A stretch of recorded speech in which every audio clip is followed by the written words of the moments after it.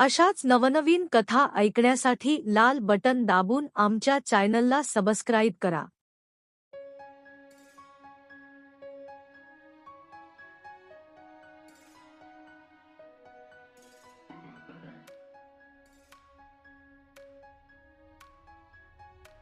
कथेच्या मागील भागात आपण पाहिले, चंदाने आईबापाची प्रणयक्रीडा पाहिली। तिचे 10वी पास होणे किती गरजेचे आहे हे चंदाला समजले। तिने ठाम निर्णय घेतला, इथून पुढे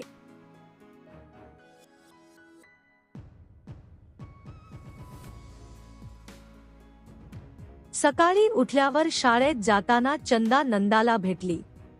तिला सांगू लागली, चंदा नंदे, अगं राती बा आयला म्हणत व्हता म्या 10वी पास झाले की त्यो माझं लगीन लावणार हाय। नंदा मग झाक झालं की?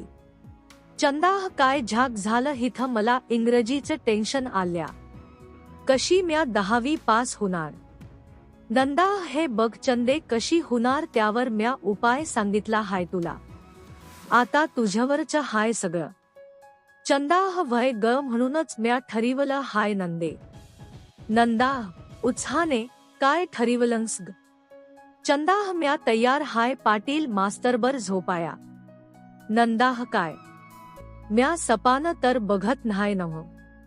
चंदा न्हाय सपान नाय हे नंदे, अगं म्या जर 10वी पास नाय झाले तर बाला लय वाईट वाटल। सावकाराचं कर्ज फेडण्यासाठी लय धडपड करतोया ग बा। नंदा तू तयार हायस नव्हं तुझ्या भोकाचं बलिदान द्यायला? मग झालं तर तू नक्की पास होणार, म्या आजच जाधव सराला सांगती। चंदा सांग बया सांग, हाकवू दे माझ्या तंगड्या माझ्याच मास्तरापुढं। नंदा काय व्हत नाय ग, कुछ पाने के लिया कुछ खोना पडता है मेरी चंदा राणी। चंदा बास बास डायलॉग बाजी, चल शाळेला। दोघी शाळेत पोहोचतात। नंदा जाधव सरांना एकटी गाठते। नंदा जाधव सर। जाधव काय नंदा एवढी धापा टाकत का आलीस? नंदा खुशखबरी हाय म्हणून हुडकत होते तुम्हाला। जाधव कसली खुशखबरी? नंदा आव तुम्ही सांगितलेली कामगिरी फत्ते झाली। चंदा पाटील मास्तरच्या खाली निजायला तयार झाली। जाधव अरे वा, ही तर कमाल झाली। नंदा आता पाटील सरासनी सांगा लवकर तयारी करायला। जाधव लगेच सांगतो, बाकी लय भारी काम केलंसम तू, तुला इनाम देणार ब्र मी। त्यो पाटील लयच माग लागला होता ग, सारखा मुठ्या मारायचा चंदाच्या नावानं। नंदा आता चांगलं भोग म्हणावं चंदीला, कोरी करकरीत हाय माझी मैत्रीण। नंदा वर्गात जाऊन बसली। चंदा नंदे कुठं गेलती ग? नंदा अगं मुतायला लागली होती, बाथरूम मध्ये गेलते। चंदा असं भयम। नंदा पाटील सरांचा तास हाय नव्हा आता, नीट बस जरा, अधनमधन तुझी अदा दाखव त्यांना। चंदा गप बसतीस का जरा? नंदा अग त्यो पागल बघायचा राहतोय व्हय तुझ्याकडं? चंदा जरा हळू बोल की कुणी ऐकलं म्हणजे? नंदा ऐकू दे, ऐकलं तर या वर्गात तू एकटीच अशी हायस जिच्या पपईचा पडदा फाटायचा बाकी हाय, बाकी साऱ्याजणी फाटलेल्या पुपरच्याच हाय त्या, काय घाबरायचंय कुणाला? चंदा गप तू आता। नंदा आला बघ तुझा भावी ठोक्या। चंदा काय ग गप की आता, मला लाज वाटतीया। नंदा लाजायच काय त्यात, नागडी होणार हायस त्यांच्या पुढं। Patil good morning students. सर्व good morning sir. Patil sir शिकवायला सुरुवात करतो। चंदा फक्त त्याच्याकडे बघत बसते। तिच्या मनात विचार येतो, 40 वय असलं तरी मास्तर अजून तरुणाबांड गडीच वाटतोया। पोटबीट शेप मध्ये हाय, दंड बी मजबूत दिसत्यात, चेहऱ्यावर दाढी बी शोभतीया। तिचं लक्ष पितल्या सोट्यावर जातं, तिथं तिला फुगवटा जाणवतो। तोवर पाटील मास्तरचं लक्ष तिच्याकडे जात। चंदी आपला सोट्या बघत आहे हे समजल्यावर त्याला जरा चेव येतो। तो चंदीच्या बाकाजवळ येतो। बाकाला चिटकून उभा राहतो. चंदी घाबरते. पाटील चंदीला उठवतो. तिला प्रश्न विचारतो. चंदीचं लक्ष शिकवण्याकडे नसतं. तिला उत्तर येत नाही. मग पाटील मास्तर काम असल्याचे सांगून तास संपल्यानंतर भेटायला सांगतो. तिला बसायला सांगताना तिच्या खांद्यावर हात ठेवतो. चंदा त्या स्पर्शाने शहारते. पाटील मास्तरचा तास संपतो. तो जायला निघताना चंदाला मागे येण्याचा इशारा करतो. त्याच्या केबिनमध्ये चंदा जाते. पाटील, तुझं लक्ष कुठं आहे चंदा? चंदा सरआवते. पाटील, असं केलंस तर पास कशी होणार तू? चंदा सर, तुम्ही जिम्मेदारी घ्या की माझी पास पुण्याची. म्या त्यासाठी काय बी करीन. पाटील, असं म्हणतेस?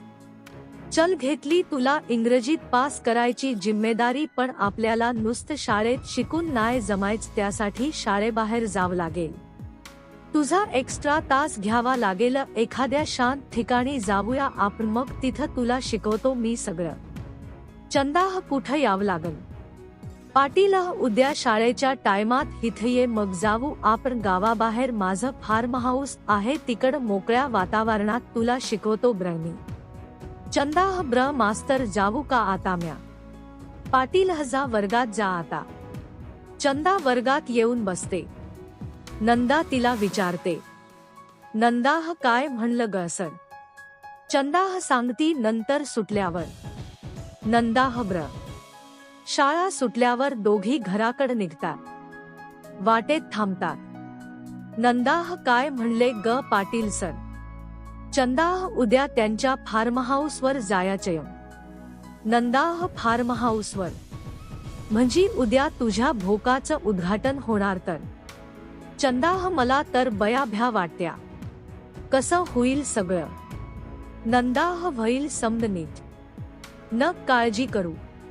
चंदा, तू येतीस का माझ्याबर उद्या? तसं बी शाळेच्या टायमातच जायच्या. नंदा, पण पाटील सर तयार होत्याल का? चंदा, तू जाधव सरला तयार कर म्हणजे पाटील सर तयार होतील. नंदा, बर बघती. चंदा, माझ्या पोटात तर भीतीनं गोळाच आलाय नंदे. नंदा, हे भित्रे. अगं कवातरी करायचं हायचं की तुला. भोकाचं उद्घाटन नवऱ्याकडनं करणार व्हती ते मास्तरकडनं करायचं एवढं. चंदा, तसं नाय ग पण. नंदा, उगा घाबरू नग. कंचाबी गोष्टीला विरोध करायचा नाय. सर जे काय करत्याल ते करू द्याचं. तोंडात सोट्याला घ्यायचा. गोट्या चाटायच्या. त्यांच्याकडनं आपली पपई चाटून घ्यायची. बोड चोखून चोळून घ्यायची. मुक घ्यायचं. सगळं अलबेल होत्या बघ. चंदा, तू म्हणत्यास खरं पण माझी हालत काय हाय ते मलाच माहित बया. नंदा, चल आता घरला. लय उशीर झाला. जागू नगर राती. सकाळी आंघोळ व्यवस्थित करून पपई साफ करून घे व्यवस्थित. मुतारीचा वास येऊ देऊ नको. चंदा, व्हय मास्तरीन बाई. यात तू PhDच केल्यास जणू. नंदा, 32 सोट्यांचा अनुभव हाय मला. किती 32? मागणं पुढनं. चंदा, काय अभिमानानं सांगत्यास? पुरी रांड झालीयास आता तू. नंदा, आपल्या भोकावर दुनिया फिदा हाय दुनिया. चंदा, चला मास्तरीन बाई घरी चला. दोघी घरी जातात. चंदा पटापटा घरची काम उरकते. स्वयंपाक भांडी करून लवकर झोपून घेते. पहाटला उठून सगळी काम करून अंघोळीला जाते. अंघोळ करता करता आपल्या पपईला कुरवाळत म्हणते. चंदा, पपईबाई, आज तुला सोट्या खायला मिळणार हाय. आज तुझा खून होणार हाय. पपईला कुरवाळताना तिच्या अंगावर एक शिरीशिरी उठते. ती पटकन अंघोळ करून मोरी बाहेर येते. शाळेला जायची तयारी करून नंदाच्या घराकडे जायला निघते. नंदाच्या घरी आल्यावर चंदा, नंदे, नंदे चल की ग लवकर. नंदा, अग आली की ग. तुला लयच घाई झाल्याली दिसत्या आज. चंदा, गप की ग नंदे. नंदा, अग शाळेला जायची म्हंटल म्या. चंदा, उरक लवकर. दोघी शाळेकडे निघतात. शाळेपासून थोड्या अंतरावर झाडाखाली थांबतात. नंदा शाळेत जाऊन जाधव सराला भेटून सगळी व्यवस्था करते. पाटील सर, नंदा, जाधव सर चारचाकीतनं चंदा उभी असलेल्या झाडाखाली गेले. चंदाला घेतल्यानंतर गाडी घेऊन गावाबाहेर फार्महाऊसच्या दिशेने निघाली. फार्महाऊसला पोहोचल्यावर जाधव आणि नंदा एका रूममध्ये शिरले आणि पाटील आणि चंदा एका रूममध्ये गेले. चंदाला हे सगळं स्वप्नवत वाटत होतं. त्या रूममधल्या मऊ मऊ गाद्या, ते वातावरण असं होतं की ज्याची कधी कल्पनाही केली नव्हती. शेवटी परीक्षेत पास होण्यासाठी तिनं आपलं पाटील मास्तरला द्यायचं ठरवलं होतं. तिच्या उरात धाकधूक होती. पाटील काय झालं चंदा? भ्या वाटत्यम का? चंदा थोडं भ्या वाटते मास्तर. पाटील हे बघ, टेन्शन घेऊ नको, सगळं व्यवस्थित होईल. चंदा म्या पास होईन ना सर हे केल्यावर. पाटील तुला पास करायची जिम्मेदारी मी घेतलीय चंदा, पण एक गोष्ट लक्षात ठेव, कुठलीच गोष्ट फुकट मिळत नाही म्हणून हा खटाटो. आणि तू एवढी रसिली हायेस की तुला भोगायची इच्छा लय दिवसापासून होती. तो दिवस आज आला. चल आता सुरुवात करूया का? जास्त वेळ नाहीये आपल्याकडे. चंदा मानेच होकार दिला. पाटील चंदाच्या जवळ बसला, तिचा हात हातात घेत मानेवर किस करू लागला.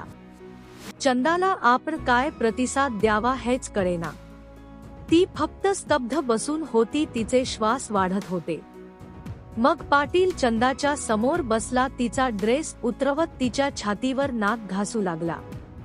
पाटील चंदा, माझी लाडकी चंदा, माझ्या खाली निजणार आज, असं म्हणून त्याने तोंडात तोंड घातलं. ओठांचे रसपान करू लागला. चंदा त्याला साथ देण्यात कमी पडत होती. तिला श्वास घेता येईना हे पाहून पाटीलने तोंडातलं तोंड काढलं. चंदा हापके देत होती.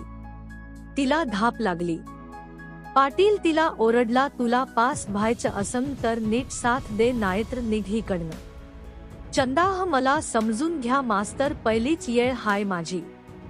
पाटील चंदे हे बघ, तू साथ देशील तर दोघांना बी मजा येईल, नाहीतर मग तुला जास्त त्रास होईल. दुसऱ्या खोलीत जाधव अन नंदाचा कार्यक्रम चालला होता. त्याचा आवाज या खोलीपर्यंत येत होता. पाटील म्हणाला, तुझी मैत्रीण बघ कशी साथ करत्या त्या जाधवाला, तशी साथ दे. चंदा भय सर, म्या देईन साथ. मग पुन्हा पाटीलनं चंदाच्या तोंडात तोंड घातलं. दोघांच्या चुम्यांच्या आवाजाने खोली गजबजली. चंदान पाटलाला घट्ट मिठी मारली. पाटील चंदाच्या छातीवर आपली छाती रगडायला लागला. मग दोघे विलग झाले. पाटलानं चंदाच्या थनाला तोंड लावलं. एका हातात थनाला अन तोंडात दुसरं. मस्त पैकी दोन्ही थानांवर पाटील ताव मारू लागला. चंदा मास्तर, हळू मास्तर, आई गगग, आ लय दुखत्या मास्तर, माझी थान दुखत्या, आई गगग, आ तस तस. पाटील थोडं दुखल सहन कर, हळूहळू तुला सव्य होईल, मजा येऊ लागलं, फक्त मजा घ्याय. चंदा भय मास्तर, पण कवळी हायत व थान अजून. पाटीला त्योच कवळापणा चेंगरायचा होता मला, तुला जून करतो बघ आता. पाटील तिच्या बेंबीभोवती जिभेने चाटायला लागतो. तिच्या थानांची बोंड बोटाने कुस्करत अंगठ्यानं चिवडत खाली बेंबीच्या खड्यात जिभेने चाटायला लागतो. हरणीच्या बेंबींभली कस्तुरी चाटत चाटत तिच्या थानांचा चुरडा करत पाटील चंदाचा भोग घेत होता. चंदा फक्त हुंकारत होती, मास्तर. पाटील फक्त चंदाच्या वरच्या अंगाशी खेळत होता. तिला पुरती पेटवल्याशिवाय खाली हात घालण्यात काहीच अर्थ नाही हे त्याच्या अनुभवावरून तो जाणत होता. मग पाटलाने आपले कपडे काढले. फक्त अंडरवियर अंगावर ठेवत चंदाला म्हणाला, मी तुझ्या अंगाचे लाड केले, आता तू माझ्या अंगाचे लाड कर, चाटून काढ माझ्या सर्वांगाला. चंदाला काही समजेना, कसन करावं. पाटील माझ्या छातीवर तुझं नाक घास. चंदानं तो सांगेल तसन केलं. पाटील व्हेरी गुड चंदा, असं कर, यानं आम्हा पुरुषांना ताव चढतो.